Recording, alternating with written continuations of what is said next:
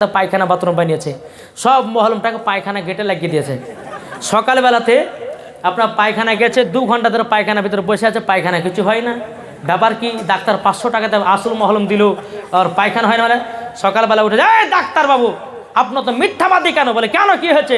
আপনি যে বললেন যে 500 টাকা দিয়ে মহলম আপনাকে দিলাম, তো মহলমটা আমি লাগালাম, অথচ পায়খানা হলো না। ডাক্তারও মাথা কপাল বাড়ছে, হাই আমি যাকে মহলম দিচ্ছি তারই কাজ হয়েছে, আর ইয়ার হয়নি। মানে যাই শোনো, কোথায় লাগাইছো? বুঝে এই হ্যাঁ সুবহানাল্লাহ। এর দেখেন তোড়া চাঁদি, এর দেখেন মা বোনেরা বুঝেছে, হুজুর কিছু নাই তো আমার কাছে চাঁদিটাই ছিল, আমি এটাই দান করলাম। হ্যাঁ ফাতিমা নামের মেয়ে, হ্যাঁ ফাতিমা নামের মেয়ে একজন দিয়েছে 5 বস্তা সিমেন্ট। নারে তাকবীর, নারে রিসালাত, মাসলাক আল হযরত। আল্লাহ ওই মহিলাকে মা ফাতেমার সঙ্গে জান্নাতি বানিয়ে দিও। আর যে চাঁদি দিয়েছে আল্লাহ তাকেও মা ফাতেমার মতো জান্নাতি বানিয়ে দিও। জোরে বলেন আল্লাহুম্মা আমিন। তো বাবাজি মুসলমান সোনা মানিক, তো বলছে যে এই এদিকে আছেন, মহলমটা নিয়ে যাও। কোথায় লাগাইছে? বলছে পায়খানা গেটে। ডাক্তার বলছে ওই পায়খানা গেটে তোমার গেটে লাগাতে বলেছে। তো বুঝতে পেরেছে? তো মধু খেলে পরে বাবাদের নিয়ম কানুন জানতে হবে। সকালবেলা উঠবেন, মুর্তুজ ভাই, হ্যাঁ মুর্তুজ ভাই আমার দিয়েছে 1000 টাকা। নারে তাকবীর, নারে রিসালাত। আল্লাহ তিনার দানকে কবুল করুন, আল্লাহ তিনাকে জান্নাতবাসী করুন। জোরে বল আল্লাহুম্মা আমিন। বাবাজি মুসলমান সোনামানিকেরা, তাহলে বেরাদার ইসলাম আসুন। তো আমরা মধু খাবো, কিন্তু মধু খাওয়ার নিয়ম জানতে হবে। ফজর নামাজ পড়বেন, পড়ার পর এই ডান হাতে তেলাতে মধু নেবেন। কি বললাম? ডান হাতের তেলাতে মধু নেবেন। ওই মধুটাকে জিভা দিয়া চেটে চেটে খাবেন। আমার নবী বলছেন কোনো উম্মত যদি এই রকমভাবে মধু খায় তার জীবন ও যৌবনকাল কমবে না। জোরে বলেন। তার মধুর সঙ্গে সঙ্গে পবিত্র কোরআনের বাবাজি কথা, যে কালো জিরা, বুঝতে পেরেছেন না? কালো জিরা যদি মধুর সঙ্গে মিশে যদি খেতে পারে, আমার আল্লাহ পাক আল্লাহ তাআলা বলছে এই কালো জিরা প্রত্যেকটা রোগের জন্য শেফা, প্রত্যেকটা রোগের জন্যে। জি, এই কালো জিরা যদি আপনি মধু দিয়ে যদি সকালবেলা যদি আপনি খেতে পারেন, ইনশাআল্লাহ জীবন ও যৌবনকাল কমবে না। জোরে বলেন। তাহলে দুইটা হলো, একটা কালো জিরা, একটা মধু। তারপরে বাবাজি মুসলমান সোনামানিক, 3 নাম্বার হচ্ছে খেজুর। কি বললাম?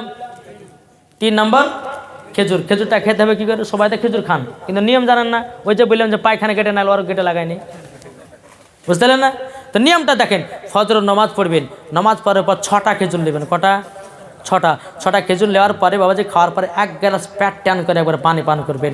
আমার নবী মুস্তাফা বলতেছে যারা এইরকমভাবে খেজুর খায় তাদের জীবন ও যৌবনকাল কমবে না। জোরে বলেন। তাহলে 3 নাম্বার, হ্যাঁ বেনামে দিয়েছে 500 টাকা। নারে তাকবীর, নারে রিসালাত। আল্লাহ যে আসাতে যে নিয়তে দিয়েছে দান, আল্লাহ তিনার দানকে কবুল করুন। জোরে বল আল্লাহুম্মা আমিন। তারপর বাবাজি 4 নাম্বার হচ্ছে দুধ। এই দুধ খাওয়া হচ্ছে আমার নবী পাকের সুন্নাত। এই দুধে আমার অনেক যদি ডাক্তার ভাইরা আছে তো তারা বুঝবেন। হ্যাঁ, ওনারা অনেকে বলেন যে ডাক্তার এই দুধে কিন্তু বাবাজি অনেক রকম ভিটামিন আছে। হ্যাঁ, তোমার নবী বলতেছেন কেউ যদি রাত্রে বিছানা শোয়ার আগে যদি কেউ 1 গ্লাস দুধ পান করে শুয়ে যায়, তার জীবনে যৌবনকাল কমবে না। জোরে বলেন। তাহলে কটা হলো? 1 নাম্বার হচ্ছে কালো জিরা, 2 নাম্বার হচ্ছে মধু, 3 নাম্বার হচ্ছে খেজুর, 4 নাম্বার দুধ। এবার 5 নাম্বার হচ্ছে বাবাজি কঠিন। এটা মানতে পারলে আপনার সব হবে। বুঝতে বলবো? 5 নাম্বার হচ্ছে আমার নবী বলেছে যাদের মুখে দাড়ি আছে, এটা হাসি নয়, আমার নবী বলতে যাদের মুখে দাড়ি আছে তাদের জীবনে যৌবনকাল কমবে না। জোরে বলেন। জি, আর এখনকার ইয়ং মেয়েরা বাবাজি দাড়িওয়ালাকে বিয়ে করছেন, তবে ইয়ং ছেলে দাড়ি রাখে না। তো হুজুর দাড়ি রাখলে পরে বিয়ে করছে না। আমি ওই মহিলাকে বলবো, মহিলা শোনো, তুমি ফ্রি ফায়ার পাবজি বালাকে যদি বিয়ে করতে যাও তোমার জীবন কানা হবে।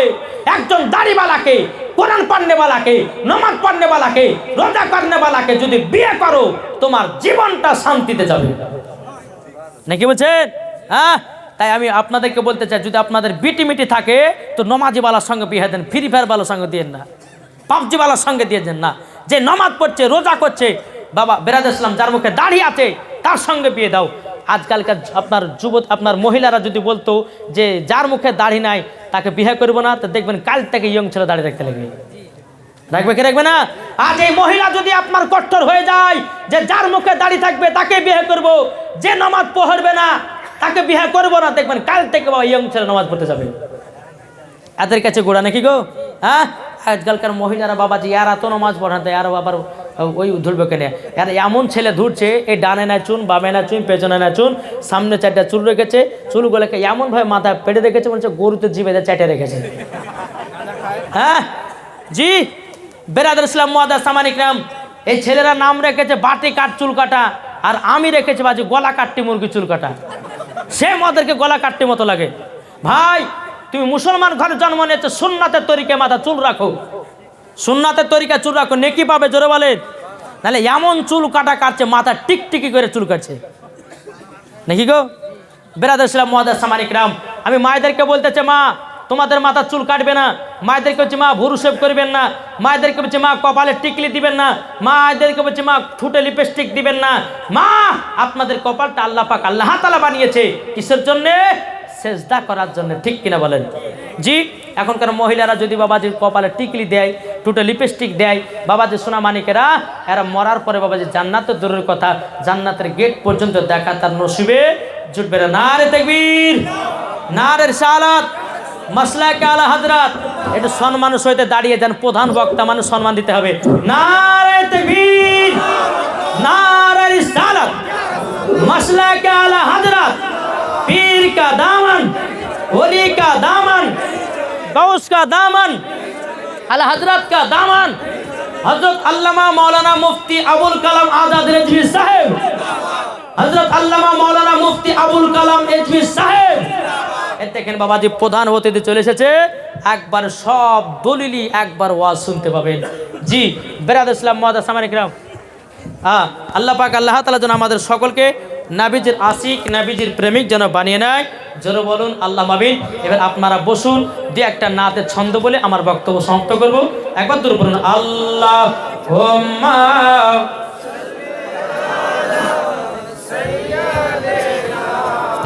মাওলানা মুহাম্মদ আলা আলে মাওলানা মুহাম্মদ সাল্লাল্লাহু তাআলা আলাইহি ওয়াসাল্লাম। বাবাজি চলে এসেছে, আপনারা মনোযোগ দিয়ে আপনার ওয়াজ কাকে বলে শুধু শুনবেন। জি বেরাদুল ইসলাম মুআদ্দাস সামানিক রাম, আল্লাহ পাক আল্লাহ তাআলা যেন আমাদের সকলকে নাবিজির আশিক, নাবিজির প্রেমিক বানিয়ে নেয়, জোরে বলেন আল্লাহ আমিন। কয়েকটা গজল ছন্দ পড়ে আমার বক্তব্য সমাপ্ত করব। শুনতে রাজি আছেন? জি শুনতে রাজি তো? ভোজপুরি তাই বলতেছে, চান্দা বলে, জোরে হবে না?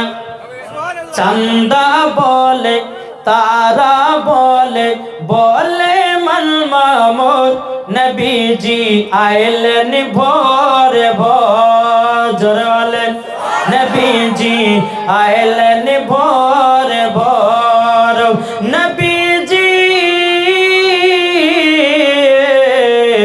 আইলেন ভোরে ভোর, दिल का पपी हो पी पी करके कोयल मचाला बोल, नबी जी आइलेन भोर भोर, জোরে এটা কি গজাল? এটা কি গো ভোজপুরি? তবে চলুন বাবাজি আমরা যা পাঞ্জাবিতে নাকি মেরে সরিয়ে